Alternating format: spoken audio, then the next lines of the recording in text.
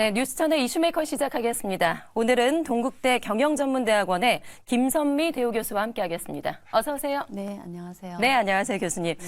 자, 올해 초에 토큰 증권 STO 시장이 상당히 이제 시장에 큰 주목을 받았었는데 이게 이와 관련한 규제와 허가가 좀 연기가 되면서 시장에 관심이 좀 사그라들고 있는 것 같습니다. 지금 현재는 국내 토큰 증권 관련 시범 사업만 운영이 되고 있는 실정인데 왜 이렇게 늦어지게 되는 걸까요? 네, 그간 당국의 노력에도 불구하고 주요 국정 과제인 STO 제도화에 대한 진행은 제반 여건 조성의 어려움과 입법상 절차 등으로 인하여 상당히 지연되고 있었습니다. 예. 네, 그러나 지난 7월 말 그간 정부와 국회가 준비해온 STO 가이드라인에 대한 법안이 국회에 제출이 되어 STO의 도입이 가시화되고 있습니다. 근본 발의를 통해 정체되었던 STO 사업의 진행이 속행될 것으로 기대가 됩니다.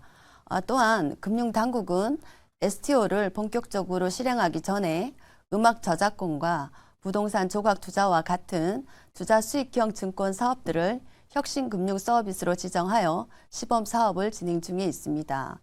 새롭게 펼쳐지고 있는 STO 시장은 우리에게 다시 한 번의 기회를 더 제공하고 있습니다. 미국, 유럽, 싱가포르 등에서 활발한 비즈니스가 진행되고 있지만 아직까지 지배적인 시장의 주도국은 없습니다. 이제 STO는 막 시작하는 신규 사업 분야로 많은 전문가들이 무한한 시장 성장 잠재력을 높게 평가하고 있습니다.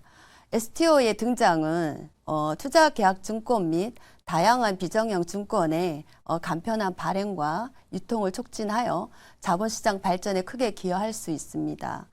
금융당국은 우선 블록체인 기술을 증권 발행에 활용하기 위해 STO를 전자증권 제도에 포함시키는 계획을 가지고 있으며 STO 유통과 관련한 부분은 기존 인프라를 우선 활용할 것으로 알려져 있습니다.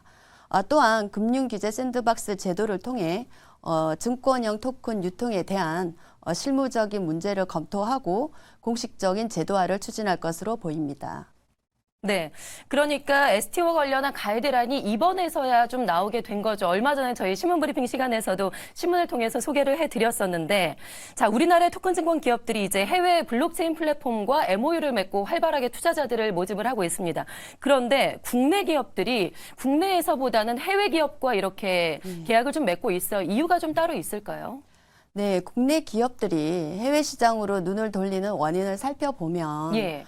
투자 금액의 한도, 증권 신고서 제출에 대한 과도한 규제, 투자자 보호에 편중된 입법, 샌드박스 지정의 지연과 정치적 변수들로 인해 언제 통과될지 모르는 STO 입법 등입니다. 이른바 STO 버전의 코리아 엑소더스를 정부가 유도하고 있다는 시각도 나오고 있습니다.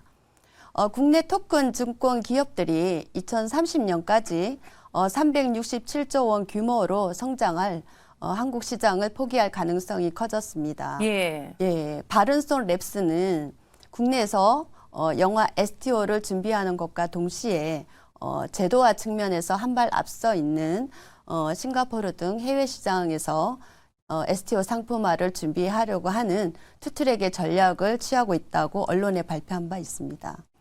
결론적으로 KSTO 해외 유출 예방을 위해서는 투자자 유입을 위한 적정 투자 한도의 증액과 증권 신고서 제출에 대한 과도한 규제 철폐, 투자자 보호에 편중된 입법 개선, 샌드박스 활성화, 그리고 신속한 STO 입법 등을 통해 국내를 떠나 싱가포르나 미국 등에서 STO를 준비하려고 하는 우리 국내 기업들의 어려움을 해소해 주어야 할 것입니다. 네. 그러니까 아직까지도 규제 문턱도 높고 그리고 입법의 길도 상당히 좀 멀어 보이는데요. 결국 현 상황에서는 관련 제도가 빨리 좀 구체화가 돼야 될 것 같습니다. 네, 이 토큰 증권 시장의 안착과 활성화를 위해서는 뭐가 가장 시급하다고 보시는지요? 네. 가장 시급한 조치는 STO 혁신 사업 신청을 위한 금융 샌드박스 심사 절차를 간소화하는 것입니다. 예. 토큰 증권 제도화 과정이 장기간 지연될 경우 이 기간 동안 토큰 증권 기업들은 정상적인 영업을 지속하기가 어려울 수 있습니다.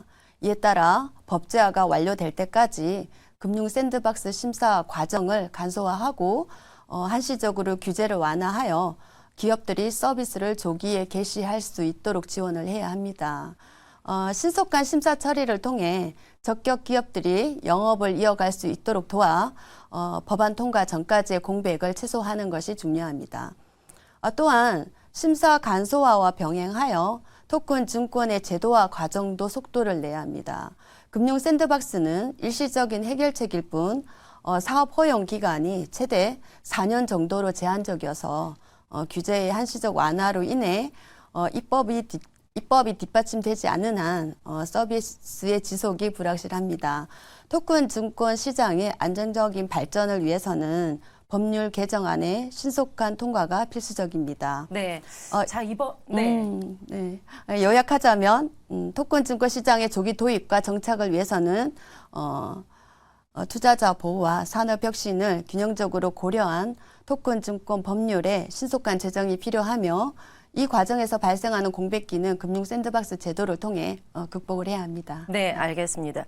자, 이번에는 투자자 입장에서도 좀 살펴보도록 하죠. 이제 토큰 시장이 열리게 되면 우리 투자자 입장에서는 뭐 상당히 값비싼 그림이나 뭐 미술품이나 이제 음악 같은 부동산 같은 것들을 조각 투자로 우리가 쪼개기 이제 투자를 할 수가 있게 되는 거죠. 한마디로 뭐 새로운 금융 생활이 열리게 된다 이렇게 볼 수가 있을 것 같은데 금융 소비자 보호를 위한 그런 법과 제도도 지금 정비가 돼 있을까요? 어느 정도 수준일까요?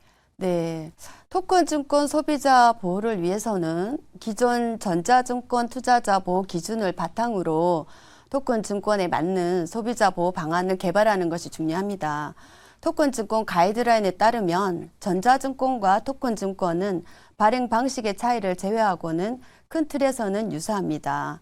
이는 전자증권의 투자자 보호 방안이 토큰 증권에도 비슷하게 적용될 수 있음을 시사합니다. 물론 발행 방식이나 증권의 유행의 차이로 인해 모든 방안이 완전히 적용되지 않을 수 있으나 이러한 차이점들은 개선을 통해 토큰 증권에 맞는 투자자 보호 방안을 개발할 수 있을 것입니다.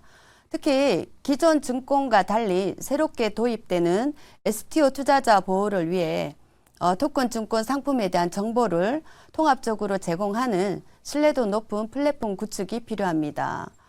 주식이나 채권 같은 전통적인 증권은 정량적으로 평가가 어렵지만 그러나 평가가 가능하지만 토큰 증권은 프로젝트나 미술품, 부동산 등 다양한 기초 자산을 증권화한 관계로 정량적인 평가가 어렵습니다. 알겠습니다.